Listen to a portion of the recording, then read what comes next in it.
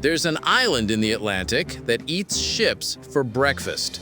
Over 500 wrecks, 0 trees, and a herd of wild horses that somehow survive on sand and salt water. Oh, and it moves. The entire island moves. Scientists can't explain the horses, sailors won't go near it. But you're about to find out why this 42-kilometer sandbar has killed more people than some actual wars. Buckle up. 43.9 degrees north, 59.9 degrees west, middle of the Atlantic. Sable Island is a crescent-shaped sandbar 300 kilometers off Nova Scotia. No harbor, no shelter, just sand dunes, fog, and the worst ocean currents on the planet. Here's the fun part. The island is 42 kilometers long, but only 1.5 kilometers wide at its fattest point. From above, it looks like a boomerang designed by someone who hates boats. And it's positioned perfectly in the path of every major shipping route between Europe and North America. The Labrador Current and the Gulf Stream collide right here. That means unpredictable currents that can drag a ship 300 kilometers off course in a single night. Add fog so thick you can't see past your own bow, and you've got nature's perfect maritime murder weapon. They call it the graveyard of the Atlantic, and it's earned that name. We're going to talk about the graveyard of the Atlantic. Sable Island. Sable Island. Sable Island. Sable Island. Since the 1600s, over 500 documented shipwrecks. And those are just the ones we know about. Tall ships, steamers, fishing vessels, modern yachts. Sable Island doesn't discriminate. If you float, you're on the menu. 1583, a British supply ship vanishes with 300 souls. No survivors, no wreckage ever found. 1760s, the island is claiming an average of 10 ships per year. That's almost one every month. Insurance companies in London start refusing to cover routes near Sable Island because the payouts are bankrupting them. 1898, the steamship La Bourgogne collides with another vessel near the island. 549 people drown. It's still one of the worst maritime disasters in peacetime history. And here's the kicker. The wrecks don't stay put.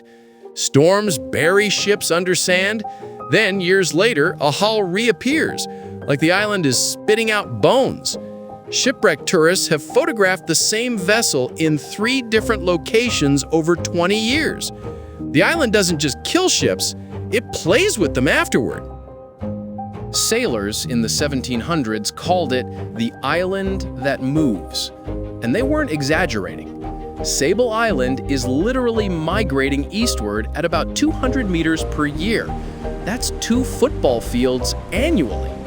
The western tip is eroding, the eastern tip is growing. It's like the island is crawling across the ocean floor.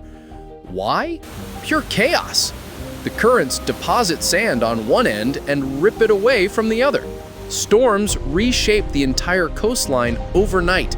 Sandbars that were safe last week are now 6 feet underwater. Navigation charts are obsolete before they're printed.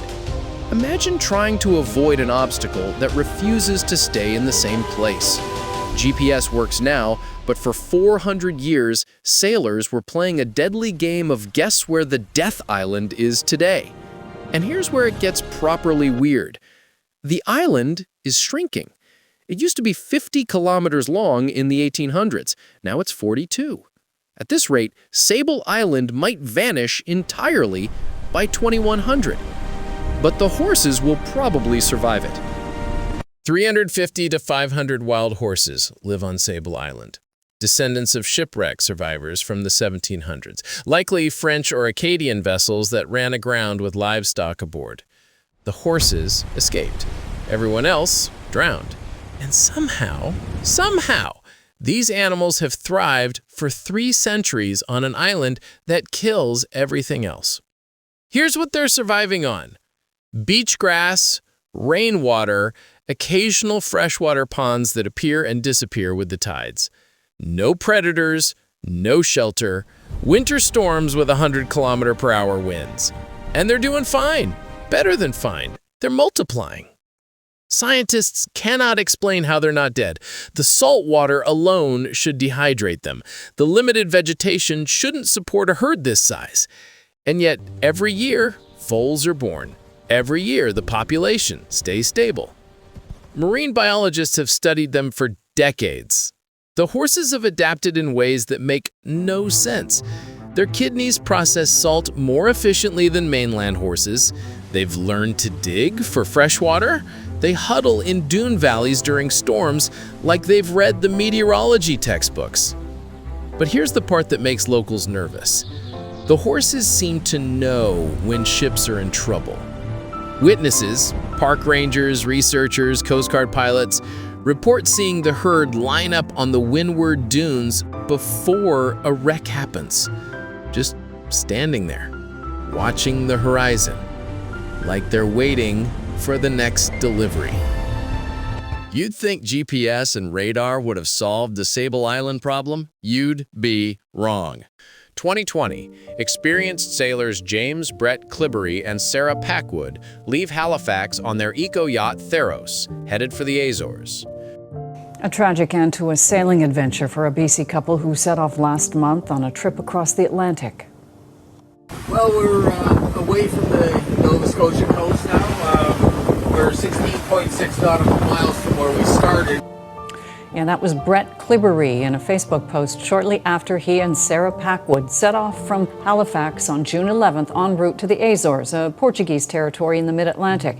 They were reported missing June 18th. A 10-foot inflatable with 2 bodies on board was discovered washed ashore on Sable Island, Nova Scotia, Wednesday afternoon. June 13th, their last message comes from near Sable Island.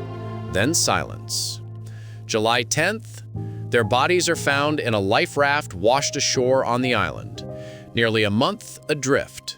The Theros, never found. Swallowed whole. They were experienced. They had GPS. They knew the route. Sable Island didn't care.